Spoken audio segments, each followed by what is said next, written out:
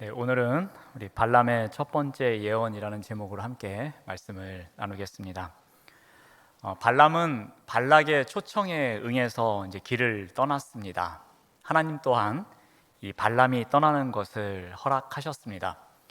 그러나 정작 발람이 길을 나서자 하나님은 진노하시기도 하셨고요, 여호와의 사자를 보내서 그의 길을 막으시기도 했습니다. 심지어 나귀의 입을 열어서 발람을 꾸짖기까지도 하셨습니다.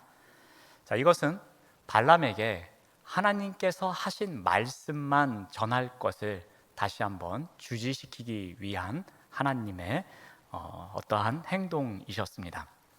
자, 이제 발람은 이 발락의 영역으로 이제 들어가려고 합니다. 자, 이때 발락은 이 발람을 감동시키기 위해서 이 상상을 초월한 환대를 준비합니다. 대부분의 환대가 그렇지만 이 환대에는 의도가 있을 때가 있습니다. 저도 이 환대의 의도가 있는 것을 한번 경험한 적이 있었습니다. 이제 네팔 선교를 갔을 때였는데, 이 네팔 공항에 들어가게 되면, 카트만두 공항에 들어가게 되면 활주로에 내려서 이 공항 청사까지 걸어가는데 한 2, 3분이면 걸어갑니다. 그런데 이 네팔 사람들이 걸어가질 못하게 하고 꼭 버스를 타게 합니다. 왜냐하면 우리도 이런 버스가 있다라고 그 환대를 해주지만 버스가 있는 걸 자랑하기 위해서 그 버스를 꼭 타고 1분 정도를 가서 다시 내려서 걸어가도록 합니다. 제가 또 하나의 환대를 받아본 것은 이 공항을 나오자마자 이 선교사님께서 우리 선교팀에게 이 목에다가 이렇게 꽃다발을 걸어 주신 적이 있습니다. 그러자 사람들이 여기저기서 막 쳐다봅니다. 창피하기도 하고. 그래서 거기서 끝나는 게 아니라 이 선교사님께서 이 사진을 찍어야 된다면서 사진을 찍자라고 하셨습니다. 그래서 제가 오늘 설교 내용이 조금 딱딱하기 때문에 처음에 좀 웃을거리를 드리기 위해서 사진을 한 장 준비했습니다. 사진을 보여주시면, 이게 바로 그 꽃다발을 걸고 그 공항 앞에서 찍은 사진입니다. 제가 어디 있는지 너무 이렇게 찾으려고 하지 마시고요. 아마 이 사진 중에 가장 젊게 보이는 사람이 제일 거라고 생각하시면 될 것 같습니다. 이제 그만 보여주셔도 됩니다. 이렇게 선교사님께서 우리 팀을 환대해 주신 데는 그 의도가 있었습니다. 공항에서 나가서 버스를 타고 한 10시간을 넘게 인도 접경까지 갔습니다. 쩐드라 니가풀이라는 마을인데, 그 마을에 가서 거의 온도가 40도 가까운 그 더운 날, 벌레와 먹을거리와 다양한 것과 싸우면서 여러 날 사역을 시키시기 위해서 우리에게 꽃다발을 걸어주시면서 환대하는 것을 본 적이 있습니다. 하여튼 환대에는 좋은 의도도 있고요, 좋지 않은 의도도 있고요, 그 환대에는 의도가 숨겨져 있을 때가 많이 있습니다. 이 발락이 멀리까지 이 모압 국경선 아르논 계곡 근처에 있는 성읍까지 이 발람을 마중 나옵니다. 한 나라의 왕이 어느 한 사람을 맞이하기 위해서 수도를 떠나서 변방에 있는 한 마을로 마중을 나온 것입니다. 우리 22장 36절 말씀을 봅니다. 발락은 발람이 온다 함을 듣고 모압 변경의 끝 아르논 가에 있는 성읍까지 가서 그를 영접하였다라고 합니다. 그러니까 발락은 온갖 격식을 갖추었겠죠. 그리고 그 먼 곳까지 가서 극진히 영접을 합니다. 그리고 이 발락은 이러한 환대를 통해서 뭔가 자신의 뜻을 이루고자 하는 의도를 담고 있는 것 같습니다. 환대를 해줌으로 말미암아 상대방이 나의 말을 잘 들어주고 그것으로 인해서 대업을 이루고자 하는 의도가 있었던 것 같습니다. 상대방이 생각하는 것보다 그 이상으로 상대방을 감격시킴으로 말미암아 그런 환대로 인해서 자기 중심적인 상황으로 이끌어가고자 했던 계산이 있었던 것으로 보입니다. 이러한 이 발락의 환대에는 속셈이 있었습니다. 우리 37절 말씀을 봅니다. 발락은 발람에게 이르되 내가 특별히 사람을 보내어 그대를 부르지 아니하였느냐?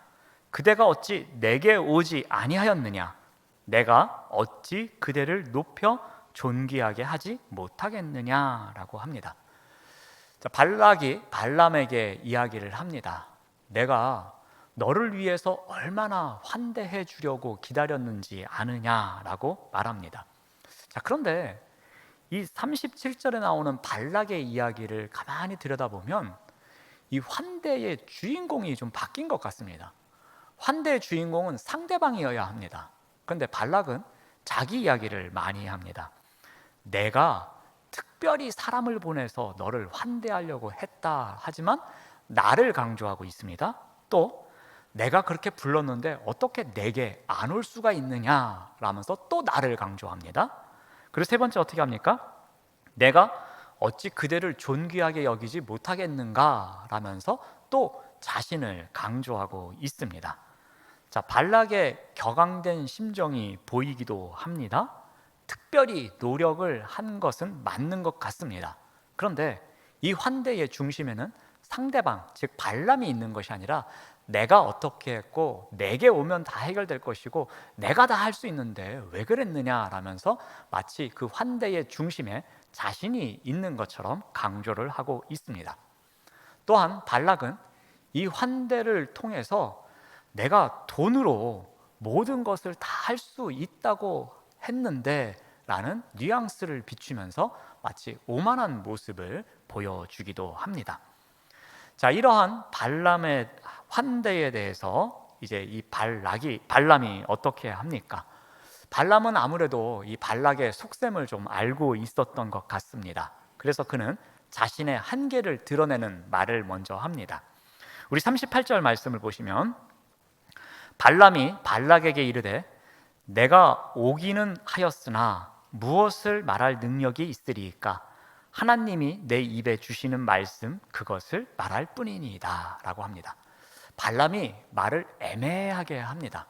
발람이 이렇게 합니다. 내가 여기 왔노라 라고, 내가 오기는 하였다 라고 합니다. 이 말은 바꿔 말하면요, 자신을 오게 한 자는 바로 자신이라는 겁니다. 그러니까 내가 여기에 온 것은 나 발람이 결정해서 온 것이다 라고 이야기를 합니다. 그런데 문제가 있다는 겁니다. 무엇을 말할 능력은 없다라는 거예요. 내가 말하는 것은 하나님으로부터 통제를 받고 있다라는 겁니다. 발락이 원하는 것을 내가 함부로 할 수 없다라고 하면서 한 발 빼는 이야기를 합니다. 자, 발락은 이러한 발람에 대해서 더 큰 환대의 자리로 초청합니다. 아, 이 사람이 조금 한 발 빼는 것 같구나. 이 사람이 조금 엄살을 부리는 것 같은데 그래, 그러면 이제 2단계 환대로 가자라고 마음을 먹은 것 같습니다. 기럇 후솥이라는 곳으로 발람을 데리고 갑니다. 우리 39절에서 40절 말씀을 보시면은 발람과 발락이 동행하여 기럇 후솥에 이르릅니다. 그곳에서 발락이 소와 양을 잡습니다. 그리고 발람과 그와 함께한 고관들을 대접하게 됩니다. 그러니까 기럇 후솥에서 이 소와 양을 잡으면서 큰 잔치를 여는 겁니다. 그리고 발람의 마음이 바뀔 수 있도록 잔치를 열어주고 큰 환대를 해줍니다. 이 접대를 위해서 많은 동물을 잡은 것 같기도 합니다. 이 발락은 발람에게 이 이스라엘의 저주 신탁을 얻어내기 위해서 환심을 사기 위해서 아주 큰 잔치를 베푼 것 같습니다. 자신을 말하게 하시는 이는 하나님이라고 고백하는 이 발람이 그 고백을 혹이라도 철회하게끔 만들기 위해서 더 큰 환대의 자리로 초대하고 있습니다. 자, 발락의 환대는 자기 욕망을 향한 환대였습니다. 이 발락은 발람을 극진히 대접을 합니다. 모압 영토 끝까지 가서 영접을 했습니다. 그리고 그를 어느 성읍으로 모셔서 극진히 대접을 합니다. 자기가 원하는 예언, 즉 이스라엘 백성들을 저주하는 예언을 받아내기 위해서 몸부림을 치는 발락의 모습을 볼 수 있습니다. 발락은 이 발람을 설복시키기 위해서 최대한의 환대의 자리로 나아가게 됩니다. 자, 이제 환대가 끝났습니다. 이제 본격적으로 발락이 자신의 속내를 드러냅니다. 이 다음 날이 되었습니다. 우리 41절 말씀을 봅니다. 아침에 발락이 발람과 함께 하고 그를 인도하여 바알의 산당에 오르매 발람이 거기서 이스라엘 백성의 진 끝까지 보니라. 자, 발락이 발람을 데리고 어디로 올라갑니까? 바알의 산당으로 데리고 갑니다. 왜 하필 바알의 산당이었을까? 한번 질문을 던져 봅니다. 아마도 이 발락의 입장에선 이런 생각을 했던 것 같습니다. 이스라엘을 지키는 그 신과 라이벌이 누구라고 생각을 했을 것 같습니까? 아마도 바알이라고 생각한 것 같습니다. 그래서 이 바알의 이 산당에서 이 발람이 예언을 잘 한다면, 저주의 예언을 한다면 이 바알도 우리를 도와서 이 이스라엘 백성들을 물리칠 수 있을 거라는 생각을 가졌던 것 같습니다. 또 하나, 이 장소는 높은 곳에 있기 때문에 이스라엘 백성들이 잘 보이는 곳입니다. 그런데 어떻게 보인다고 합니까? 우리 41절 말씀 끝부분을 보시면은 이스라엘 백성의 진 끝까지 보니라 라고 합니다. 여기는 해석에 대한 논란이 많이 있습니다. 이 진 끝이 의미하는 것이 과연 무엇일까입니다. 두 가지가 있는데요. 먼저 공간적인 의미와 시간적인 의미가 있습니다. 또 공간적인 의미에도 두 가지가 있습니다. 이 끝이 이쪽 끝인지 아니면 저쪽 끝인지 모르는 겁니다. 이쪽 끝이 보인다 그러면 그 많은 이스라엘 백성 중에 일부분만 보이는 것입니다. 그런데 저쪽 끝이 보인다 그러면 이스라엘 백성들의 전부가 다 보이는 것입니다. 근데 아무리 원문을 보고 학자들이 해석을 하더라도 이 끝이 이 끝인지 저 끝인지는 구별할 수 없다라고 합니다.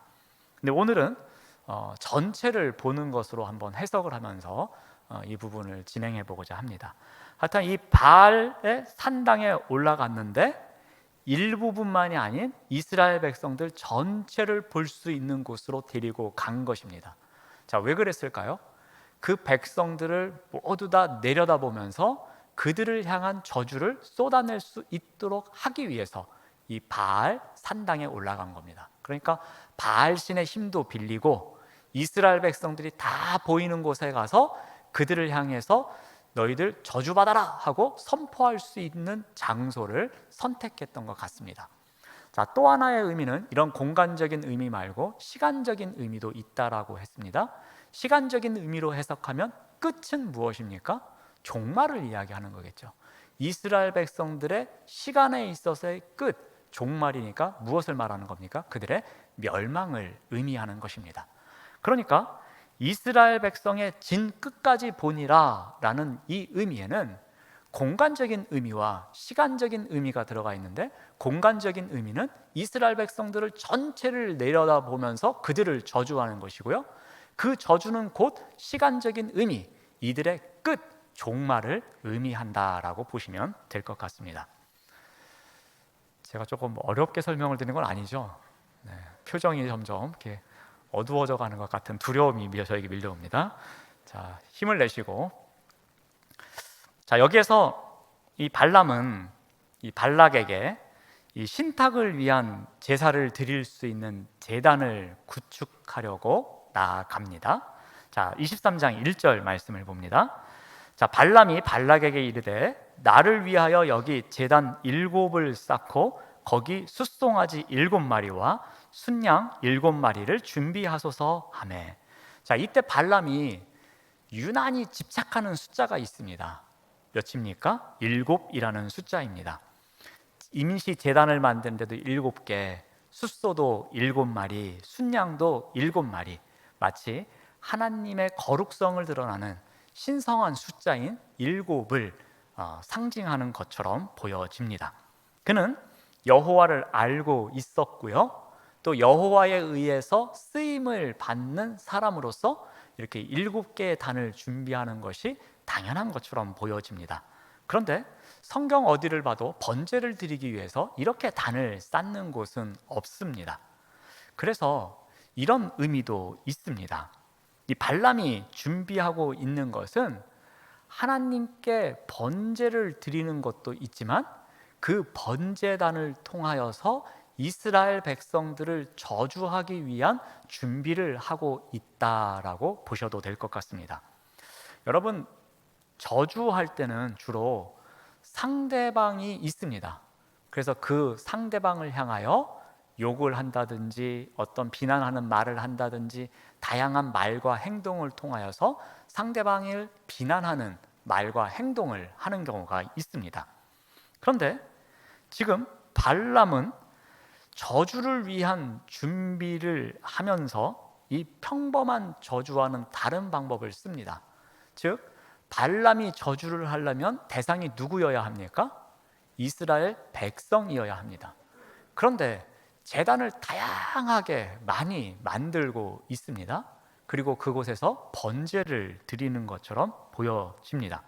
그런데 이 제사의 대상은 누구입니까? 하나님이죠. 하나님에게 지금 번제를 드리고 있습니다. 그런데 하나님에게 번제를 드리면서 어떻게 하고 있습니까? 아마도 발람은 그런 생각을 한 것 같습니다.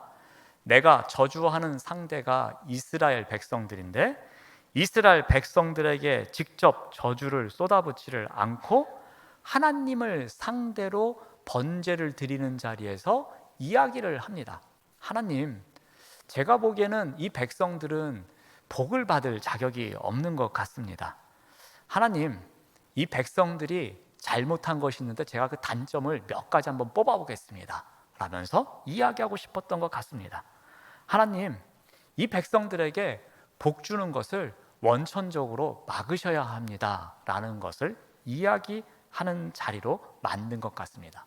마치 사탄이 참소하듯이 이 발람이 하나님 앞에서 이스라엘 백성에 대해서 직접적으로 저주를 하지 못하니까 번제단을 만들어 놓고 하나님 앞에 예배드리는 척하면서 그 예배 자리에서 하나님의 백성들이 어떠한 잘못을 했는지 고자질하는 자리처럼 보여진다라는 겁니다. 자, 왜 그런지 그 다음을 보시면 알 수 있습니다. 우리 3절 말씀을 봅니다. 발람이 발락에게 이르되 당신의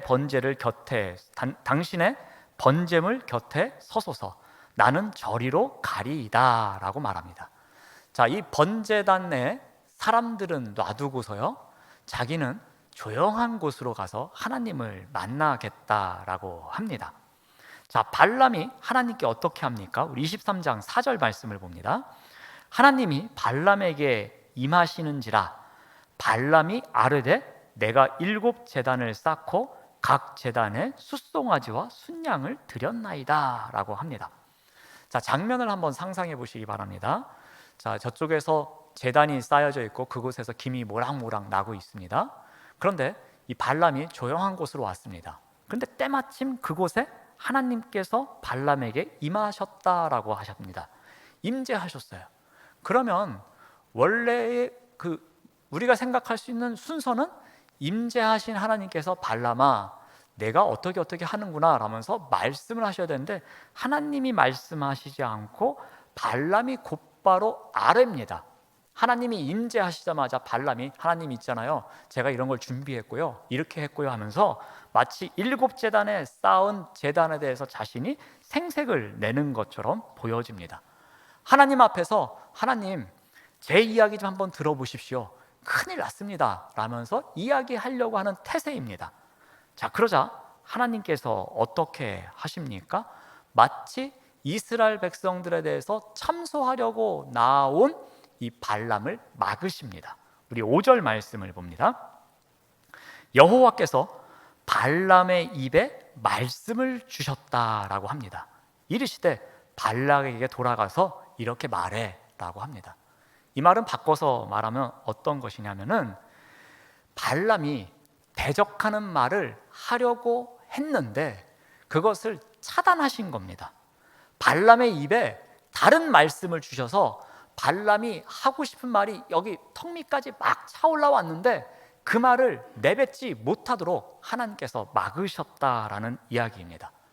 발람이 이스라엘 백성들에 대한 저주를 쏟아붓는 것을 막으시기 위해서, 그들에 대해서 참소하는 것을 막으시기 위해서 하나님께서 개입하신 사건으로 볼 수 있습니다.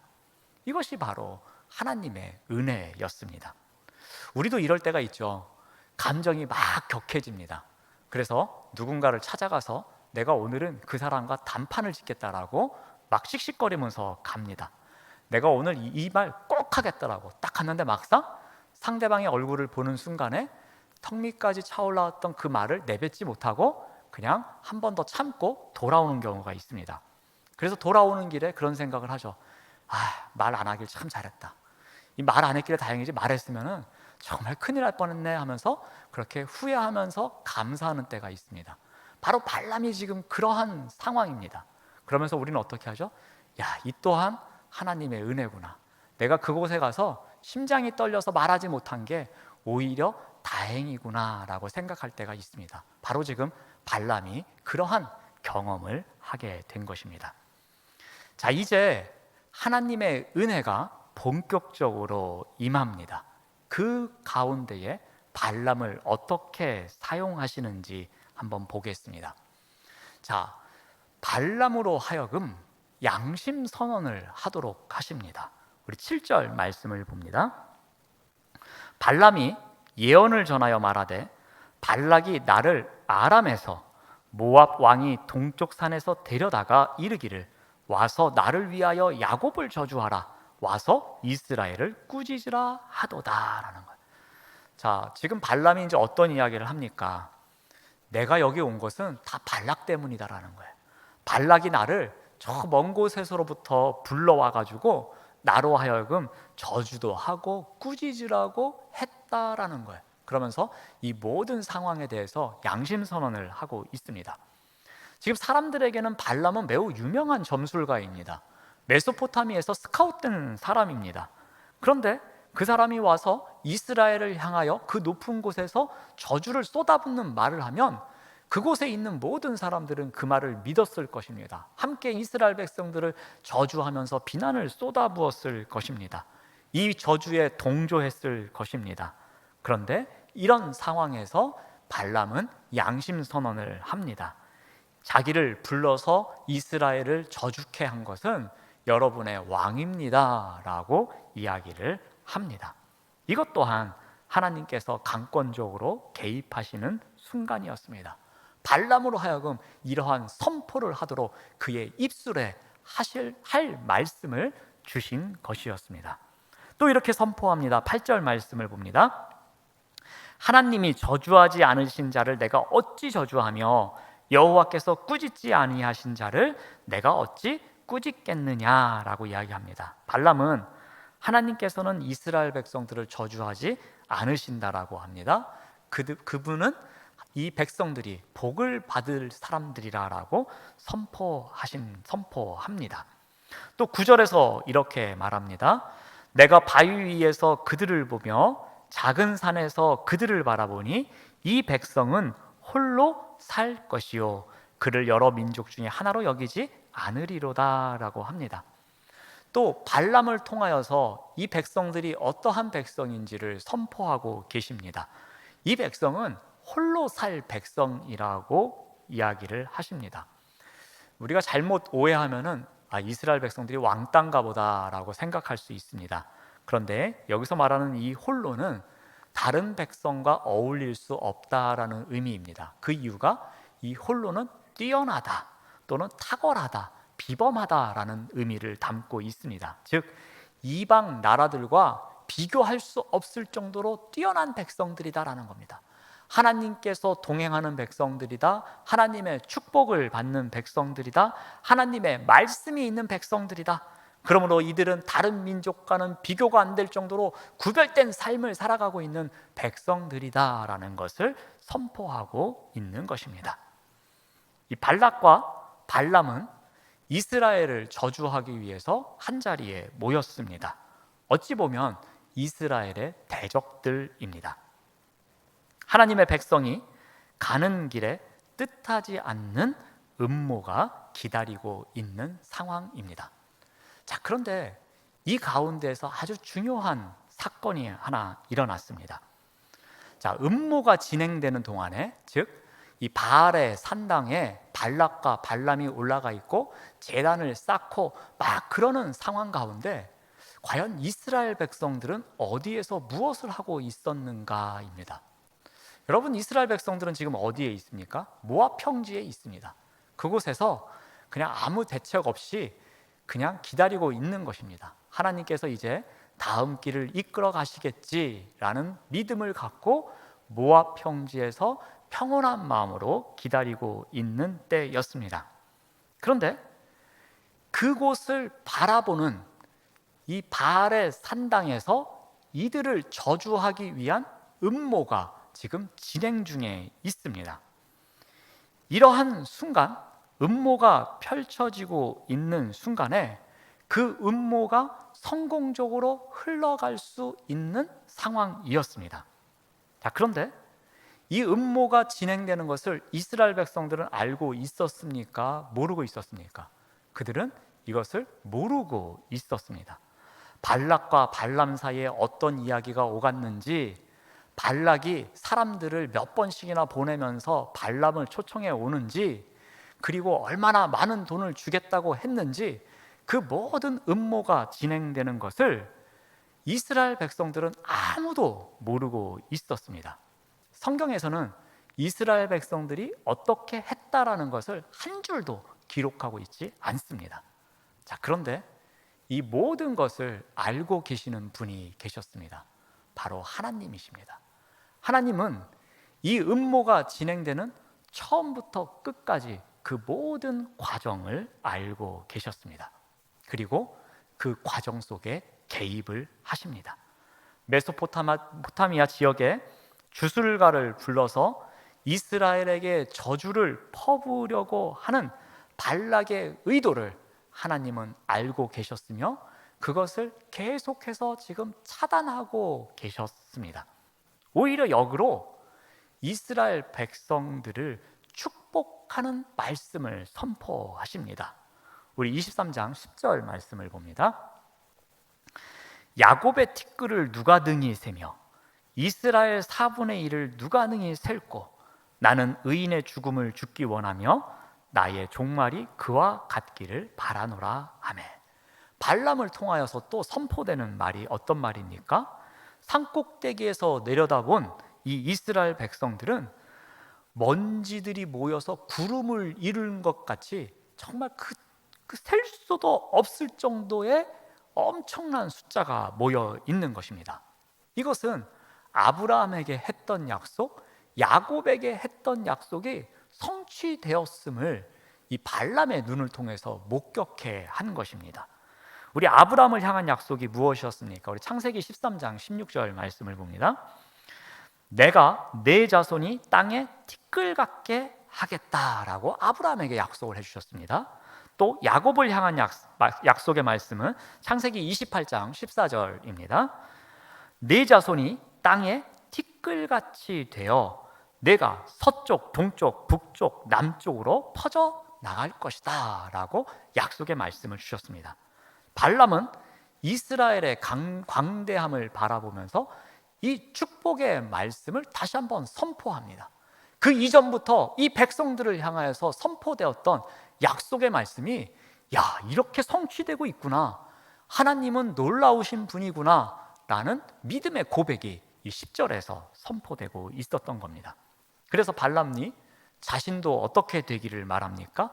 이스라엘처럼 나도 복받는 사람이 되기를 바란다라고 이야기를 합니다. 그러면서 이 예언이 마무리를 짓게 됩니다.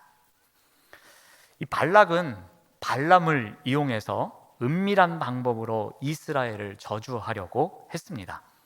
하지만 이스라엘의 하나님은 이 모든 것을 알고 계셨습니다. 그리고 아브라함과 야곱에게 약속하신 것을 지켜주셨습니다. 하나님은 이스라엘이 여러 민족 중 하나가 아니라 특별한 자기의 소유임을 다시 한번 확증시켜 주신 것이었습니다. 자, 우리 여기에서 중요한 것 한 가지를 발견해 봅니다. 하나님은 언약에 신실하신 분이다라는 겁니다.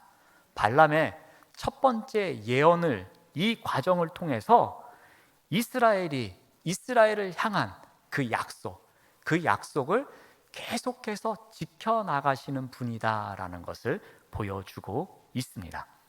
하나님은 이스라엘을 위한 하나님의 계획을 이루시면서 하나님의 백성이 자고 있을 때에도 하나님은 주무시지 않으시고 깨어 있으셔서 그 백성들을 은밀한 중에도 지켜나가고 계셨던 것입니다. 이스라엘이 맞이한 그 위기를 기회로 바꾸셔서 그들이 맞이한 저주의 순간을 축복으로 바꾸셔서 이끌어 가시는 하나님의 신실한 모습을 우리가 발견할 수 있습니다. 사랑하는 여러분, 이와 같은 하나님의 신실하신 은혜가 우리의 여정길에도 함께 하시기를 바랍니다. 우리가 내가 어떻게 했더니 내가 멋진 삶을 일궈냈어, 내가 나의 능력으로 이렇게 성공했어 라는 문장으로 우리 인생 여정의 책을 완성해 나가는 것이 아니라 나도 모르는 사이에 하나님께서 저주를 축복으로 바꿔주셨어, 나도 모르는 사이에 하나님께서 나에게 약속을 지켜주셨어, 나도 모르는 사이에 하나님께서 나에게 이렇게 신실하게 은혜로 함께해 주셨어 라는 문장으로 우리 인생 여정의 책을 한 페이지씩 한 페이지씩 장식해가는 우리 모두가 되시기를 바랍니다.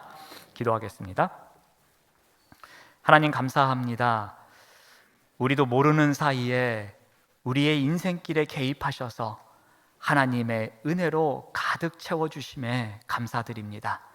은혜 없으면 한 걸음도 나아갈 수 없는 우리의 인생길 가운데 함께하여 주셔서 날마다 여호와 샬롬을 선포하며 살아가는 우리 모두가 될 수 있도록 인도하여 주시옵소서.